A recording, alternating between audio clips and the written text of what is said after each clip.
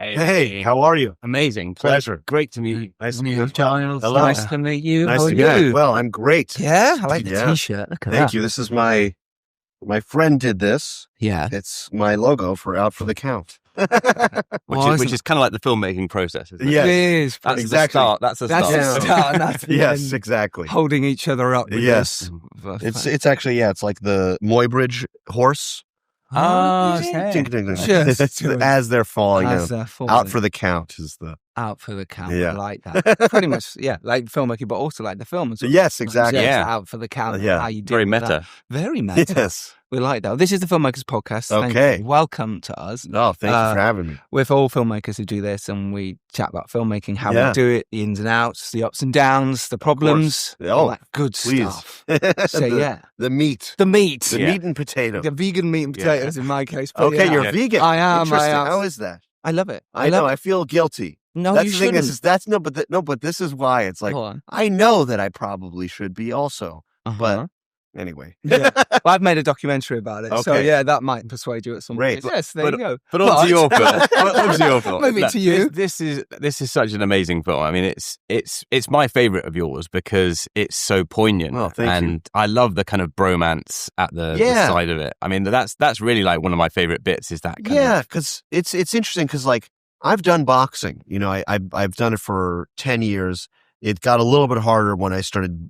When you can't go to a gym every day, but when you're there and you get to go to this boxing gym, the first moment I walked in, you're basically like, okay, I'm going to look like a complete idiot because I don't know how to throw a punch. And there's this like energy in there that I feel like probably they're going to make fun of me.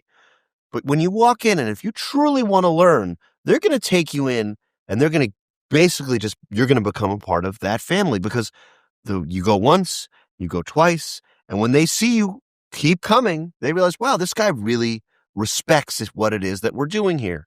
And you become part of that family.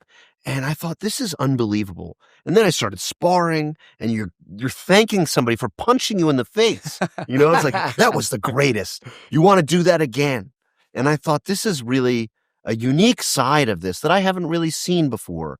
And I wanted to show that everybody really does care for one another and that like, these guys who you think are really kind of macho and angry are actually really sweet and caring and they respect one another and they want the best for each other. And that I really wanted to show that because it doesn't get seen all the time. I think that was the most surprising bit for me was, you know, I've seen a few MMA fights. Yeah. I'm aware of the scene. It's all the posturing, the Yeah. pre-fights, the anger, the insults.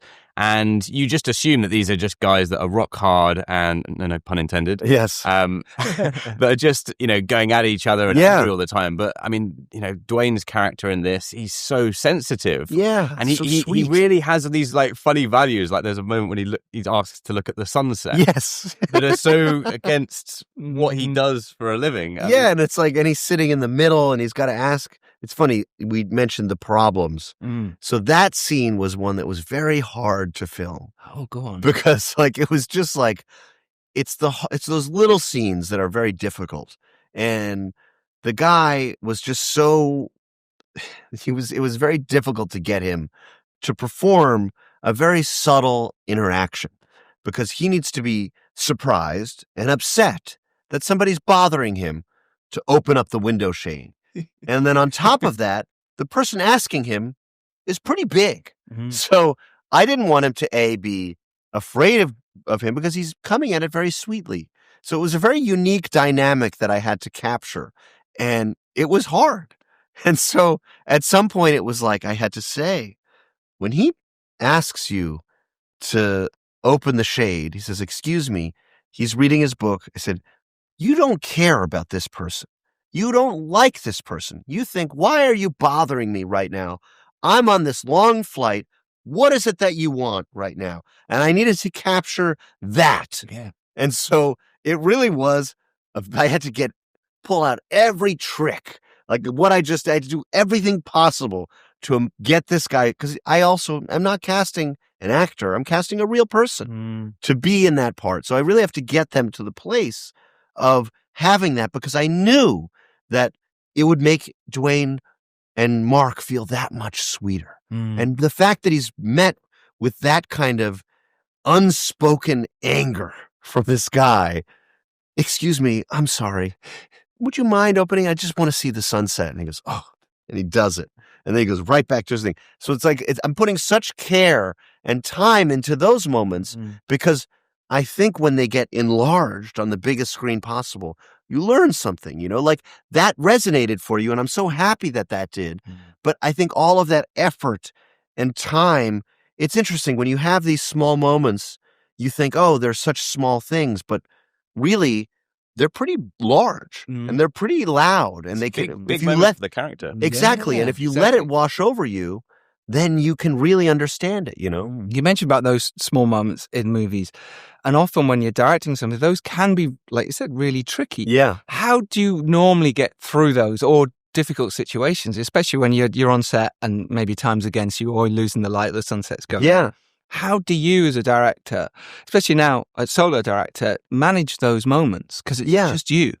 Well, it's interesting because like one of the things that is helpful is I don't have to have a conversation about it. So it's like that actually is one instance where it can be a little quicker. With yourself. Now it's so I'm going to say, let's do it again. It's just like, let's go. Or we're done.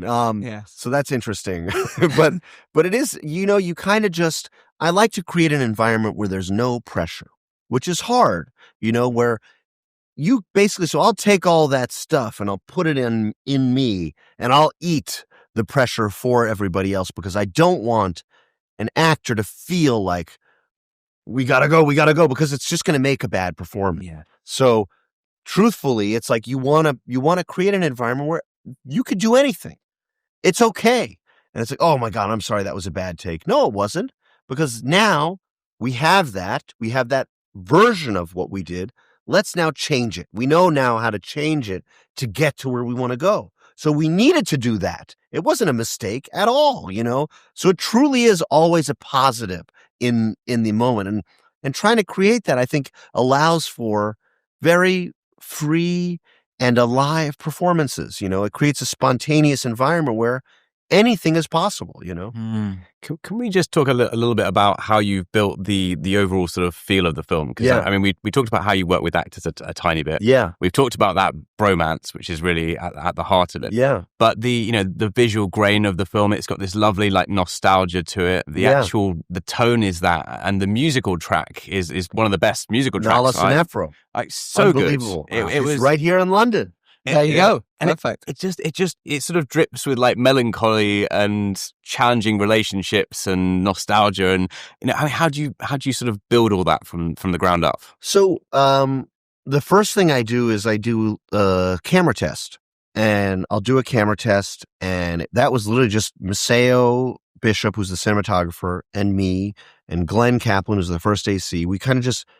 go out and film places that we know look like where we'll be filming, and I'll have music to it, and I'll edit it together, and it'll kind of have a vibe of what the movie's going to feel like. We'll get shots that look like we're testing lenses. We found the lens actually when he gets knocked out and the lens, all the flares are happening. Yeah. That's a very specific uncoded zoom lens that Glenn found, and we held onto it for that one shot in the movie.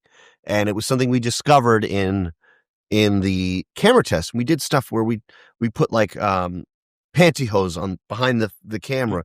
We didn't end up doing that in the film because it did something strange with the lights we were using, but we were really experimenting with how to get it to look a certain way.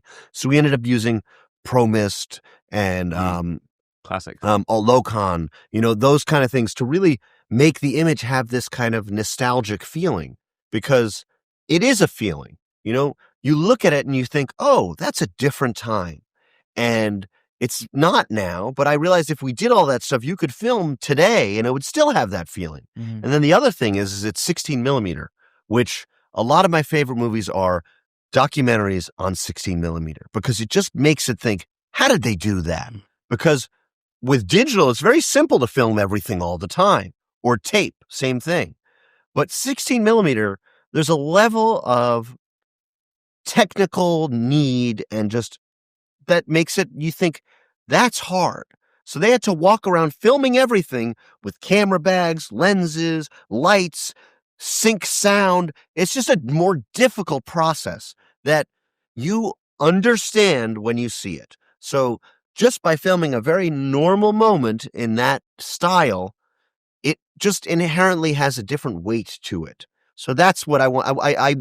I was thinking about that specifically within this movie, because I really wanted it to feel like you were there, but also that there was this kind of element of ultra reality, that like, Yeah, there's a slight documentary, wasn't Yeah. We were going to say, yes, the documentary style you seem to pull out of this. And it's interesting how you mentioned your favourite films there shot on 16mm with documentary style. Yeah. Did you shoot everything on 16mm? Because I thought there was some on 75. Yes, we shot some on 65, we shot some on VHS. You actually did. Yes. Because it had that look, and I thought, I wonder if they pulled it down. But Yes. So incredible. Specifically, I wanted it to be like how I discovered Mark, on YouTube, watching these fights, on a tape. So you see that, and then what's it like to be inside his brain? Now it's this 16mm kind of strange, ethereal, pseudo-documentary kind of world, but then the music is playing into it in a way that only a movie can, So I'm able to take things and levers that I know from fiction filmmaking and add to that and deepen that, and then it goes to 65. And it's just that journey of clarity, I think, is very important to the movie. Yeah, I think that's so important. Like, can we talk about the actors a little bit here? Yeah. Did the project come to you with Dwayne attached? Did you find it? And Dwayne? So Dwayne came to me with this idea to do something like this. Okay. And it's very rare that like that usually works. Because most of the time somebody comes in like, oh, that's great. And then you're like, but it's not what I want to do. But there was something about Mark that really resonated with inside of me. And I also just knew that Dwayne was so connected to this idea and that he was so connected to Mark. And I thought there's something to explore here that's very special and very unique, because we can work together and he can deliver a performance that I believe will be very one of a kind, that if he could really embody another human being, wouldn't that be incredible? Mm-hmm. And I wanted to try.